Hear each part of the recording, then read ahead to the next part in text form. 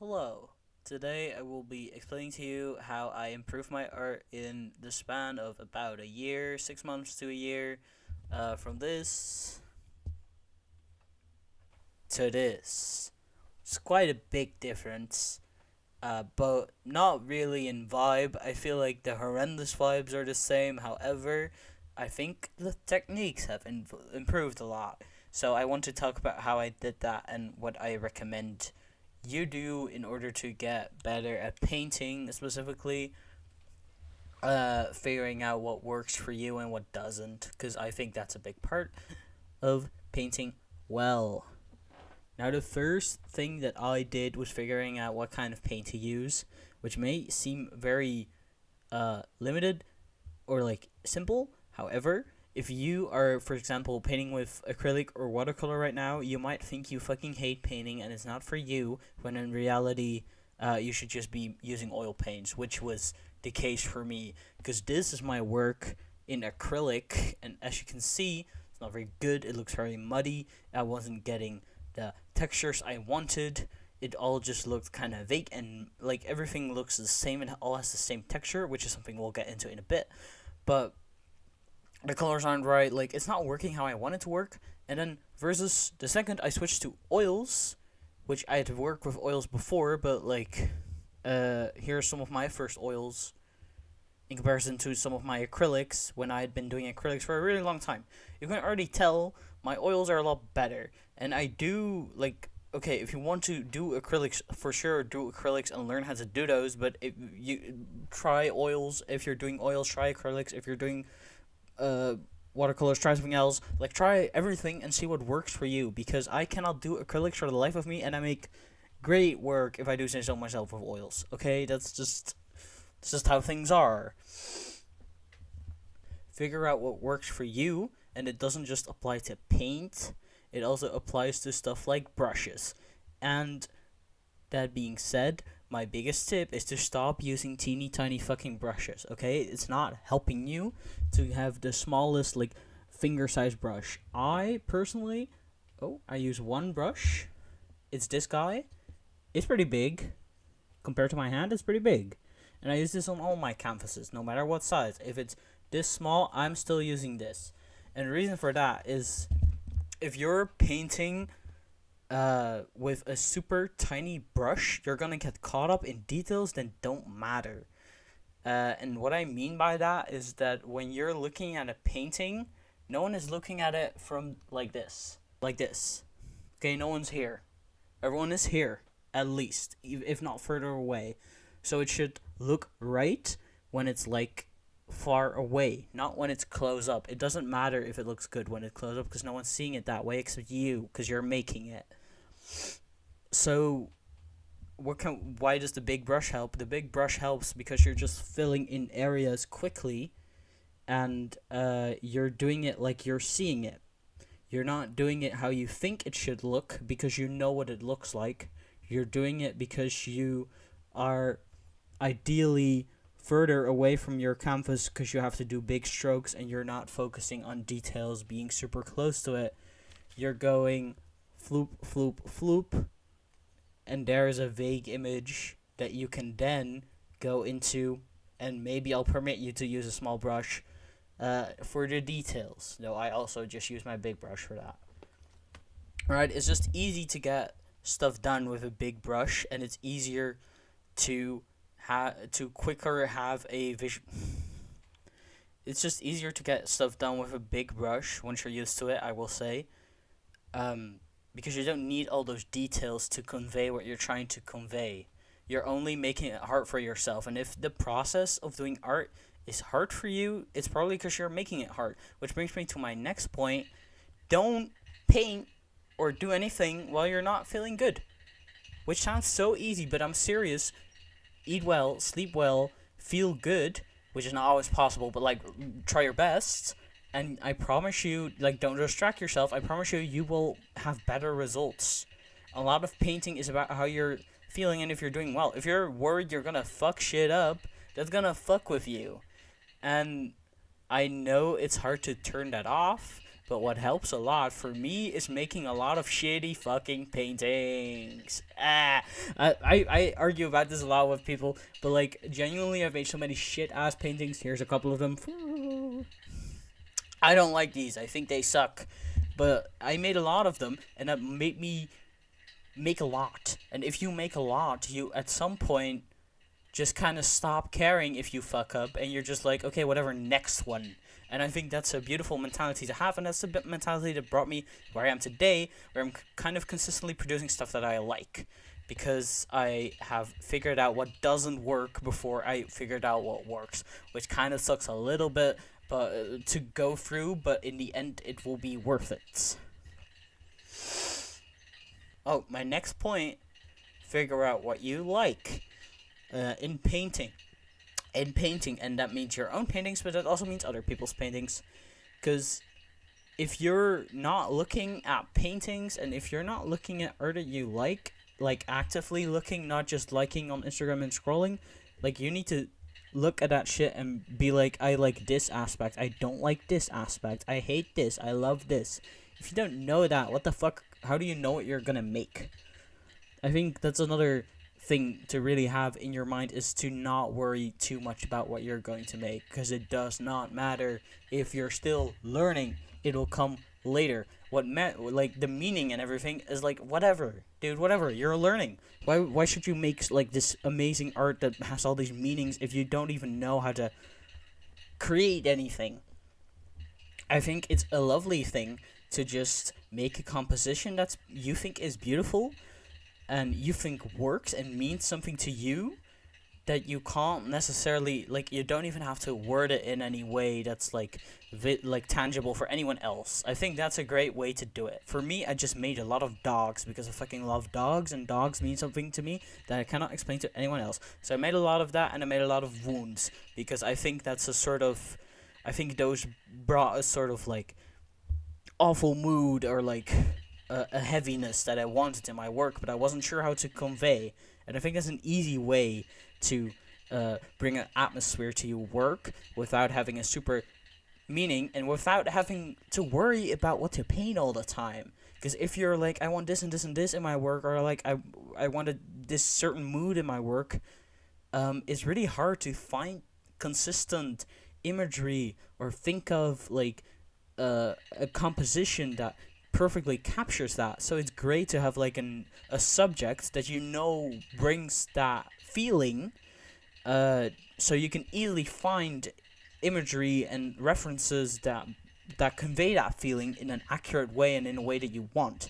Because we don't want to worry about the composition if we're just learning how to paint, and if we're just learning techniques, right? It's not something you want to worry about, in my personal opinion. I think you should worry about it when you're good at painting, and when you can paint whatever the fuck you want. Then we can start worrying about what it all means. I don't think it's necessary right now. If you're on your painting journey, you're just learning. Why should you learn everything all at once? Keep it in steps.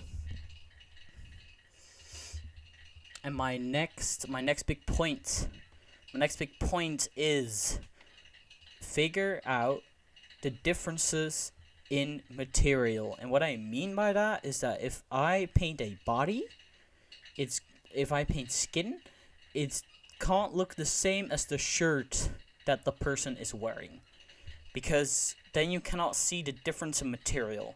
And this is something that I fucking struggle with for a really long time. In this painting, for example, this bird, it doesn't look like it has feathers. It kind of looks the same as the background, and it doesn't really pop out or anything, and it looks very flat. However, this painting with a hand and a disgusting caterpillar, or like, I don't know, that's not a caterpillar, that's like a, I forgot the word. It's a creature, but it looks wet, it looks plump, it looks disgusting, right? Like, you can see that it's wet, and that's what you want to seek after. You want to seek after that skin feels like skin. You want to seek that my shirt feels soft, for example. How you do that, I couldn't tell you, but you can, maybe I'll have to make a video about that, but listen, you'll figure it out. You'll figure it out. That's just something you have to figure out. But I think it's important to think about. It's important to be aware of. The same as I earlier said about being aware of that people are not gonna look at it like this. It's you should be aware that people aren't gonna look at your painting and immediately recognize what it is just because you know what it is. If I see a painting that has skin and like a light pink shirt, I'm not gonna immediately know that that is a shirt if it's not painted like a shirt. I'm gonna be like, oh, that's a weird like flesh suit he's wearing, you know? Just like I made this painting and people were like, is that like a vagina? And I was like, no, yikes. You know, happens to the best of us. In my case, it was kind of on purpose, but if you don't want that to happen to you, I also understand. Another thing that really, really bothers me, this is maybe a personal preference, but it's what helped me, is learn how to actually mix your colors and don't use 1 million pre-made colors from a tube, because what is the point of that? Let's be serious. You're gonna have to mix colors anyways, and using colors straight from a tube is, I think, going to really hurt your ability to mix colors, which I think is super important, especially if you're doing realism. But the wonderful part of painting is that you get to choose every single color you put on the canvas, and just using the tube ones, I'm like, why? Why? That's such a waste. You can mix whatever the fuck you want, and you want to use the tube color? Are we serious? The tube colors are made largely to be mixed into new stuff. They're not made to put directly on canvas. That bright red, you're barely ever gonna need it straight out of the tube, right? It's way too bright, it's way too red. Same thing with the blues, same thing with the yellows. You're never gonna need that shit unless you're mixing. They're made to be mixed. So if we're gonna paint a skin, we're not gonna use a beige tube color. We're going to put a lot of white in there. We're going to put a bit of red, a bit of yellow, and a tiny bit of blue. That's going to be your skin color, right? Learn how to mix. It is so worth it.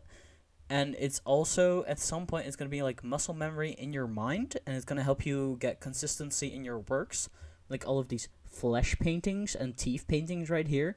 They all have a similar, if not the same, color of flesh in them. Because I have muscle memory of how I mix that flesh color, that tone. So they all look very nice in a series together, right? If that's something you want to achieve, it's very easy to do if you have those skills. Also, I think it looks very ugly when you use stuff straight from the tube most of the time. If you're doing like realism like I am, maybe not. You know, maybe not. Maybe not for you. And my final piece of advice is stop being afraid of criticism. No one is attacking you as a person. They're looking at your art, and your art is not you. It may feel like you. My art feels like me, but just because your art is bad doesn't mean you're bad. And it's okay to admit your art is bad. I think it's only going to help you. If I make a bad piece, I want people to say that shit to me. If they don't say it to me, I'm going to be upset, you know? Like, I want you to tell me if you think it's bad, if you think it sucks. And then I'll make out for myself if I think you're right or not. If someone says to me, hey, that shit's bad because, like my teacher, take this piece. My teacher told me, I don't like that you painted this on a wood panel because you have those cracks showing up of the wood through your painting. I was like, I don't know. I kind of think that adds to the painting. I think that looks nice with the teeth. I don't know. I like that. I disagree with you.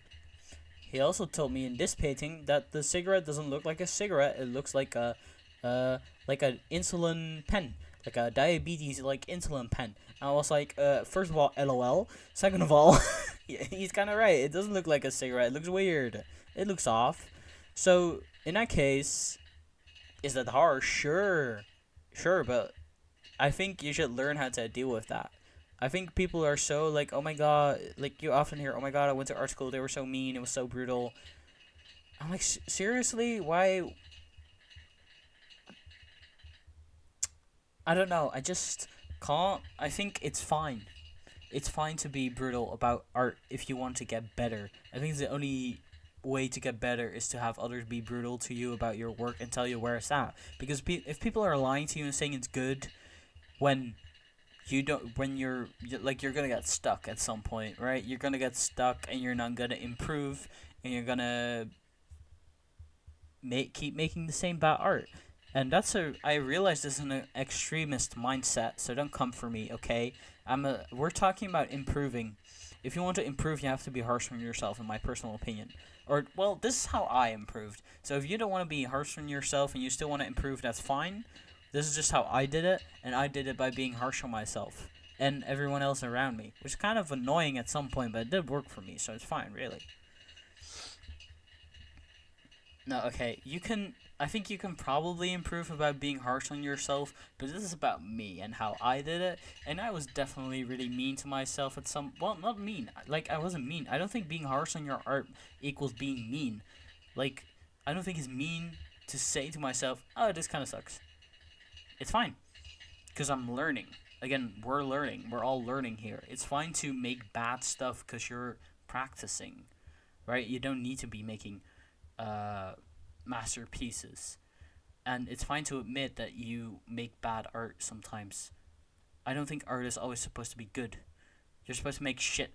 You're supposed to make shit. You're supposed to spew out shit, so at some point you can spew out a masterpiece. That's how it goes, you know? You think Van Gogh only made bangers? No, no, no. There are some misses in there. There are some bad shit in there. All famous artists have their misses. You just don't see those because they don't get famous or they don't get sold. You should look into that. Look into your favorite artists, like everything they've ever made, and pick out some stuff that you're like, I kind of don't like this.